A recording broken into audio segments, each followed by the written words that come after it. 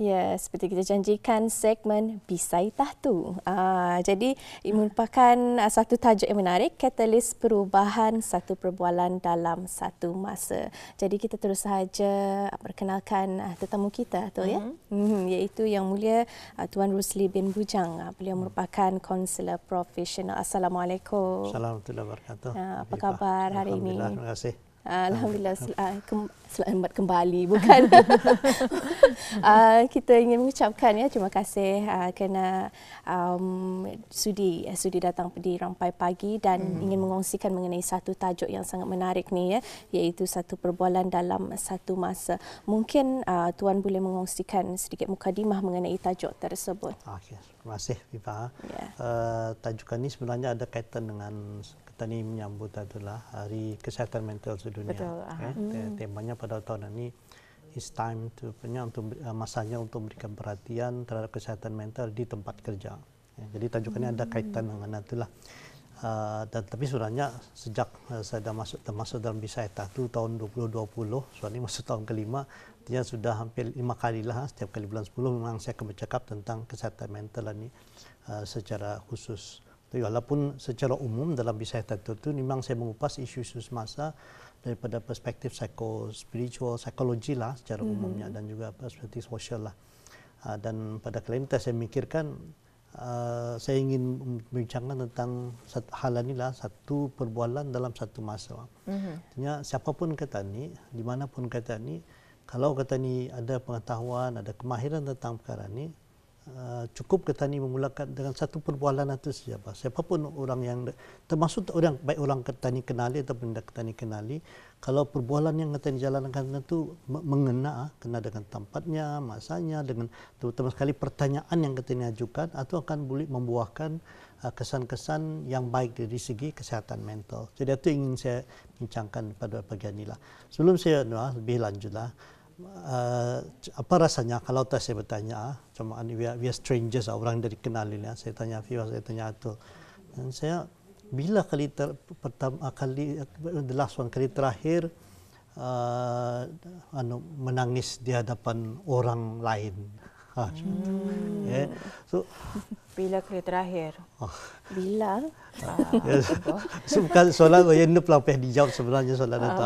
Tapi apa perasaannya macam perasaan ditanya soalan yang sangat sensitif, sangat mendalam macam itu oleh baru je berjumpa dan tiba-tiba ditanya apa soalan mengenai dengan bila kali terakhir menangis di hadapan orang ramai, orang lain lah yang dah dikenali. So soalan itu patutnya kalau orang yang sudah dikenali rapat barangkali ya. So itu tadi yang ini mau tahu tu apa rasanya awal je untuk menanyakan soalan yang mendalam macam ni. Kayak ada rasa macam tu, ada kekejutan apa. Tapi sebenarnya di sebalik rasa kata ni merasa anda selesa apa tu, sebenarnya ada hal yang sangat besar tu di sebalik itu. Insyaallah kalau sebelum di akhir penghujung rancangan akan saya tutup sebagai rumusan lah nantilah. Sebenarnya ia satu hal yang sangat baiklah sebenarnya lah. Jadi sebabnya perbualan ini tadi, kalau saja kita ini dapat membawakan satu perbualan dalam satu masa itu, sebenarnya satu hal yang kata ini dah tahu bahasa dan kata ini bercakap itu boleh saja atau memberikan kesan yang sangat baik ke arahnya.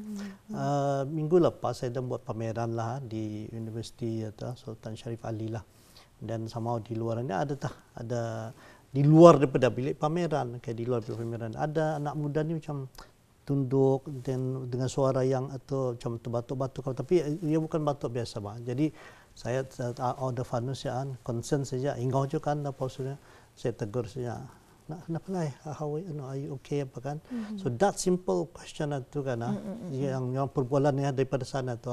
And then he start to open up, pasal dibawakan kursi apa, dicarikan kursi and sit down, and ternyata anak itu ada mengalami isu itulah. Dan dia pun bukan pelajar di sana juga.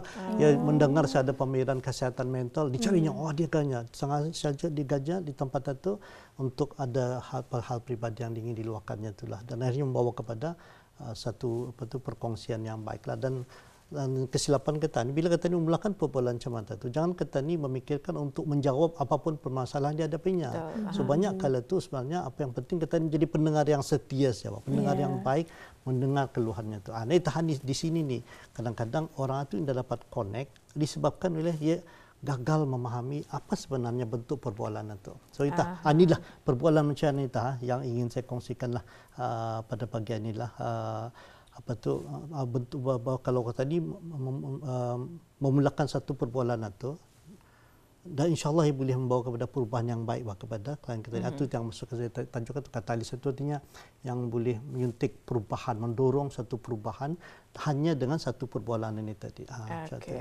Itu sebagai mukadimahnya, dan kita memang mengetahui belum lama ini kita memperingati Hari Kesihatan Mental sedunia. Jadi amat berkepentingan untuk kita meningkatkan kesedaran dan juga menjaga kesihatan mental kita ni. Baik Tuan di sini menyebut beberapa jenis perbualan, perbualan praktikal, emosional dan juga sosial ini. Mungkin Tuan boleh menerangkan lebih lanjut mengenai dengan ketiga jenis perbualan ini dan bagaimana ketani boleh aplikasikannya ke dalam kehidupan, terutama dalam konteks untuk menjaga kesihatan mental. So betul lah. So itu tiga perbualan dia. Satu perbualan sebenarnya, tapi dalam satu perbualan itu ada macam-macam jenisnya lah. Kalau boleh saya mandu sedikit tadi masa tadi awal sebelum saya masuk tadi saya terdengar atau Sofia cakap tentang apa lepis buku.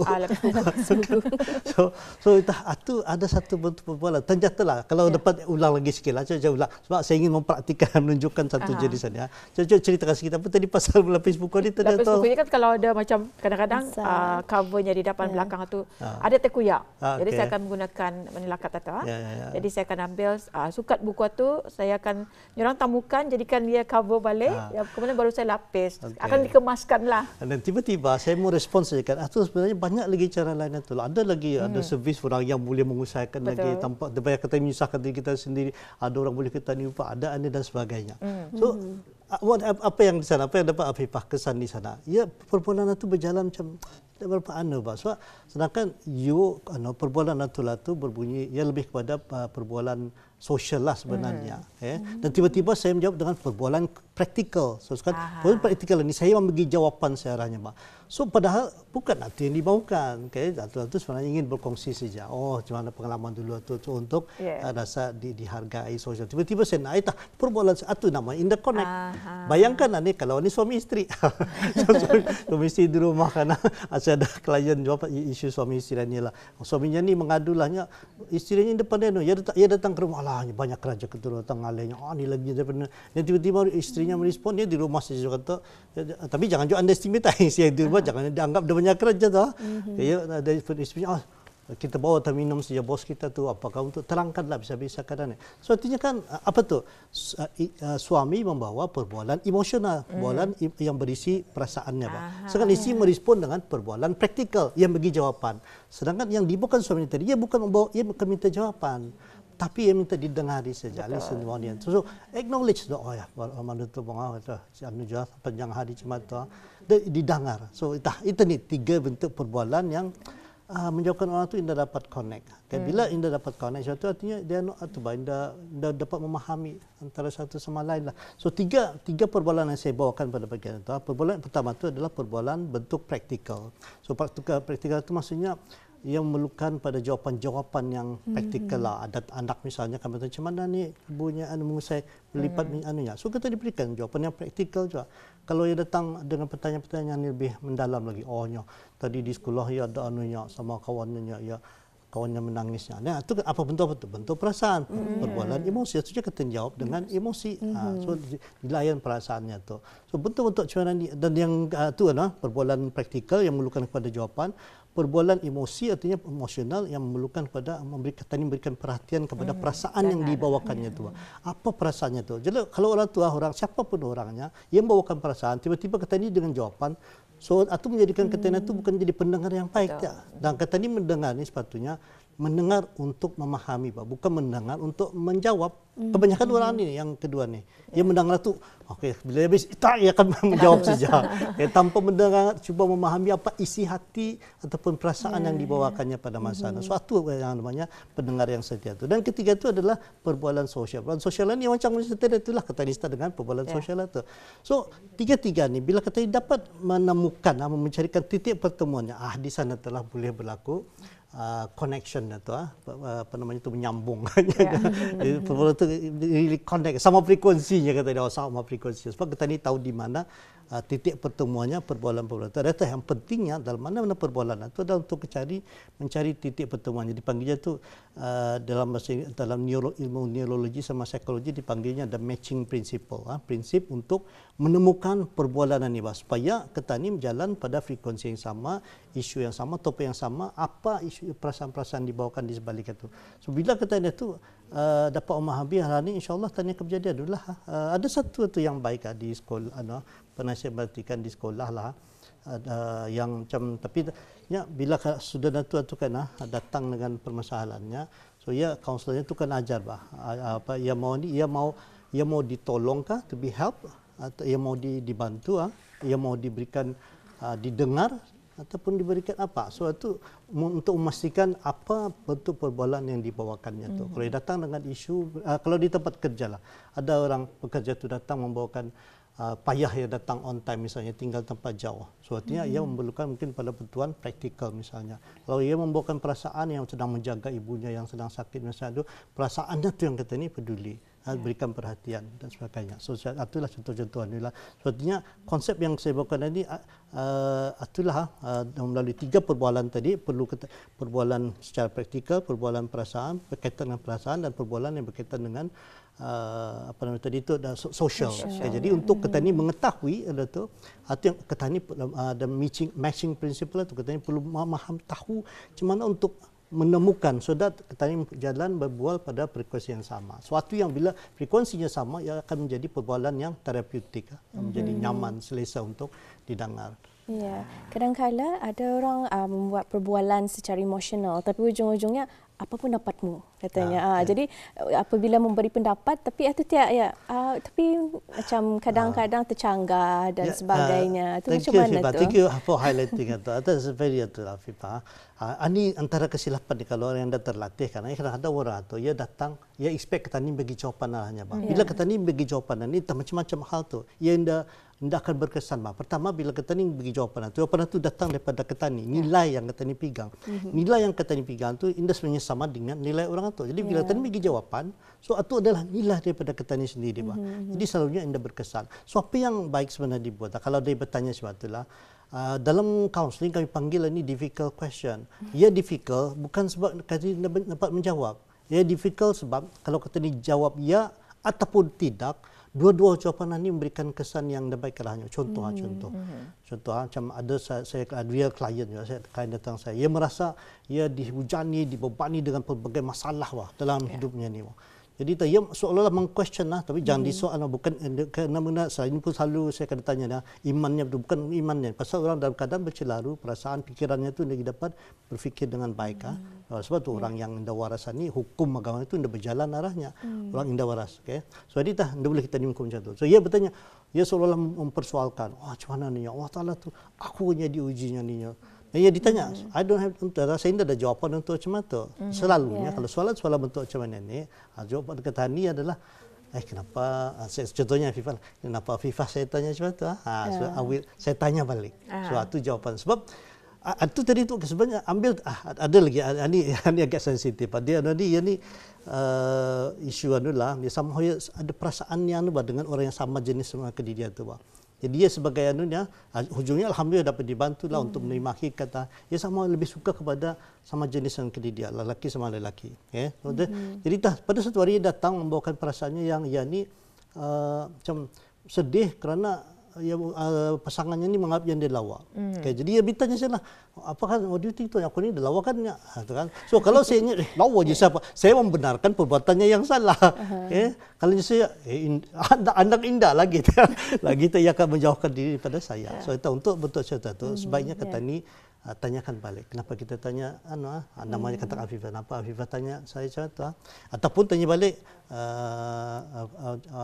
what do you think? Apa fikiran Afifah sendiri apa macam tu. So tanya balik. Suatu untuk soalan macam tu, itulah perbualan macam tu. Balik untuk sedikit saya membawakan isu yang sensitif ini. Alhamdulillah dalam beberapa sesi alhamdulillah akhirnya dapat menerima lah. So dalam konteks ini kalau di barat memang perbualan tu kalau ikut etika barat untuk bersyukur menerima hakikat dirinya kalau ditakdirkan seperti itu. Dia dapat kalau ikut kita ni ada hukum agama. So alhamdulillah dibantu ikut hukum agama ni dapat menerima hakikat dirinya tu. Okay. Jadi itu yang dapat kita ni dengarkan antara penjelasan baru 2 soalan sudah rasa macam panas.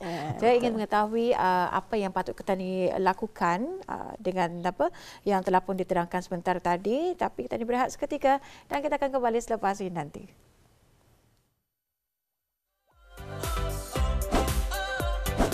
Rampai Pagi, Inspirasi Pagi Auda.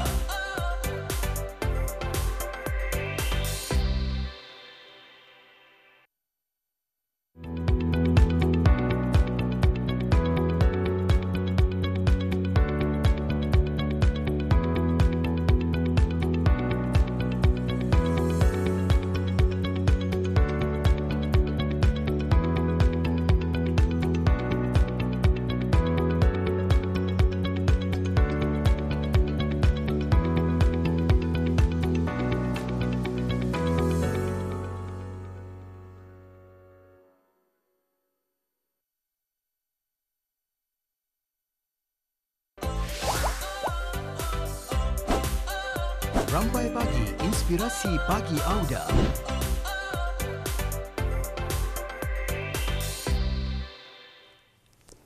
Ya, udah alhamdulillah kita ni masih berada di segmen Bisai Tahtu yang mana kita ni akan bersambung ni berbincang mengenai katalis perubahan satu perbualan dalam satu masa. Jadi kita akan bertanyakan kepada narasumber kita ya dengan soalan seterusnya ya tuan ya, iaitu mengenai tadi mengenai membicarakan tentang perbualan, ada sosial ya, perbualan praktikal, emosional dan juga sosial ya.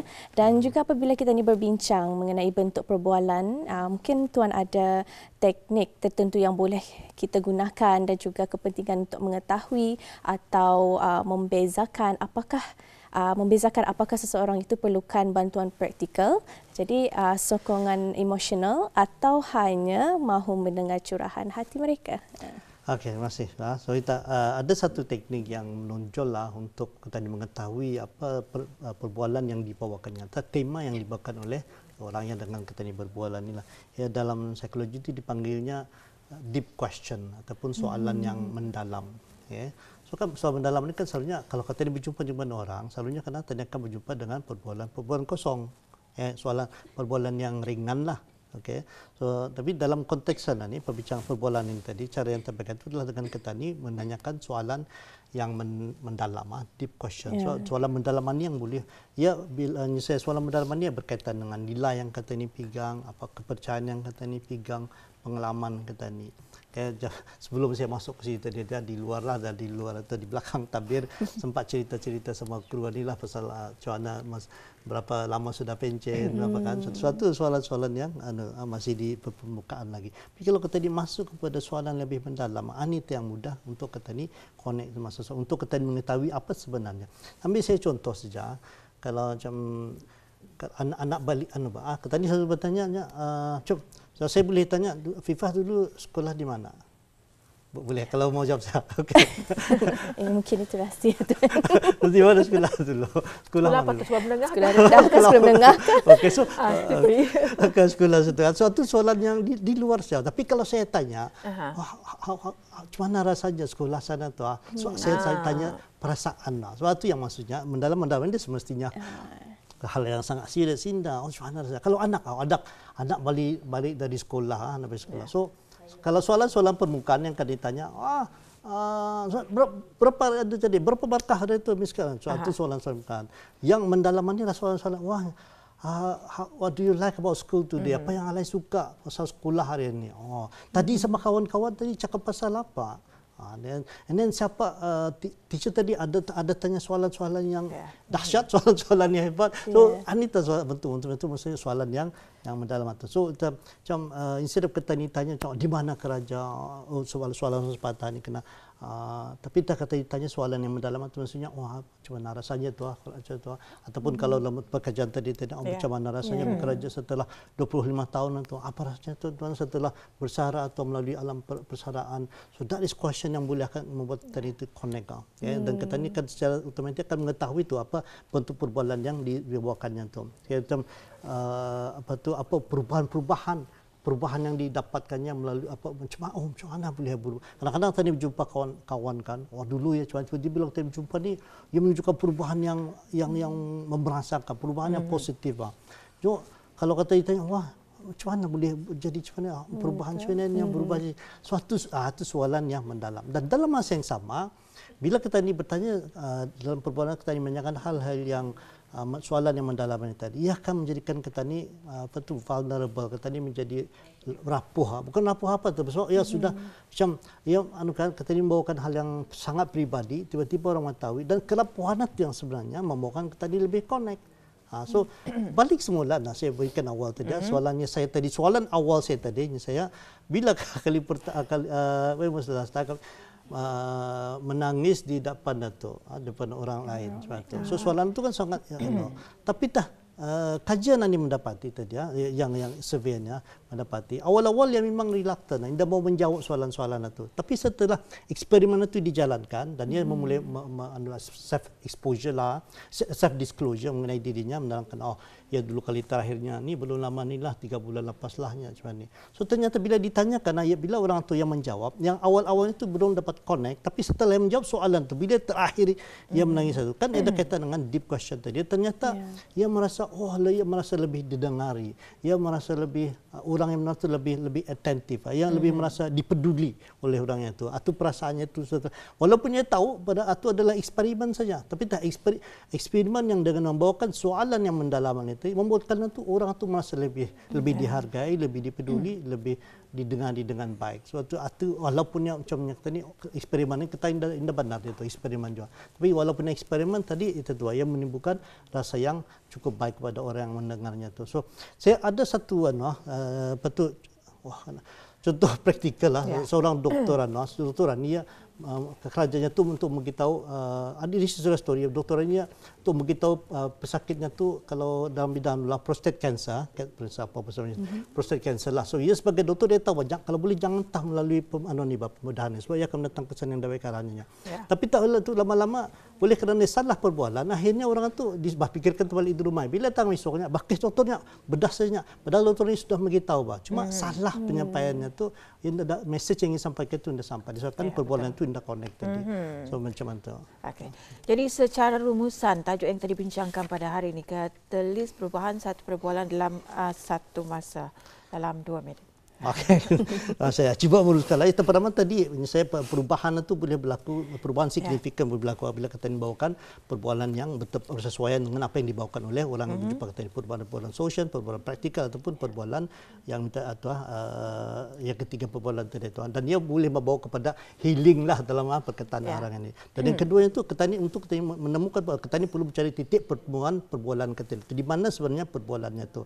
So yang ketiga itu tekniknya untuk kita ni menemukan titik perbualan itu dengan menanyakan soalan-soalan yang mendalam macam tu. So insyaAllah perbualan macam ni ia boleh akan create ripple effect, kesan berganda yang akan membuatkan ia lebih macam dapat lebih positif, dapat menerima hakikat dirinya ni dan insyaAllah menjadi orang yang lebih baik, terutama sekali dari segi kesihatan mentalnya. So secara tidak langsung bila kita dapat mempromote tadi, insyaAllah kesihatan mentalnya tu terutama sekali di tempat kerja tu di mana itu insyaAllah akan menjadi lebih baik disebabkan kita ni mampu mendengar ke dia secara genuine dan betul secara terapeutik. Dan hari sekali itu di kesempatan ini saya ingin itulah mengimbau untuk kita ni mulakan berusaha untuk mulakan perbualan. Dan ini semakin hilang bahkan disebabkan oleh teknologi yang ada hari ini. So buat ringankan mulut kita ni untuk bertanya seorang itu bukan soalan yang sangat pribadi tapi soalan yang mendalam untuk buatkan yang menyulahkan lagi perasaannya itu. Dan insyaallah dengan perbualan yang macam itu tindakan yang kecil itu insya-Allah akan membuahkan hasil yang besar yang lebih baik lagi untuk kesejahteraan mental yang dalam tadi dibuat itu insya-Allah. Alhamdulillah. Jadi sebenarnya memang ada kepentingan ataupun sangat berkepentingan untuk ketanian dalam segmen yang kita bawakan pada hari ini, segmen Bisai Tahtu, Katalis Perubahan, satu perbualan dalam satu masa. Saya secara peribadi memang saya baru tahu praktikal, emosional, sosial. Biasanya main lantak saya bercakap. Tapi ini adalah merupakan satu ilmu, tambahan ilmu untuk ketanian. Terima kasih pada Tuan Rosli bin Bujang kerana sama-sama memberikan penjelasan kepada kami dan semoga ini dapat memberikan manfaat dan juga panduan kepada masyarakat Ketan. Terima kasih Tuan. Assalamualaikum. Assalamualaikum warahmatullahi wabarakatuh.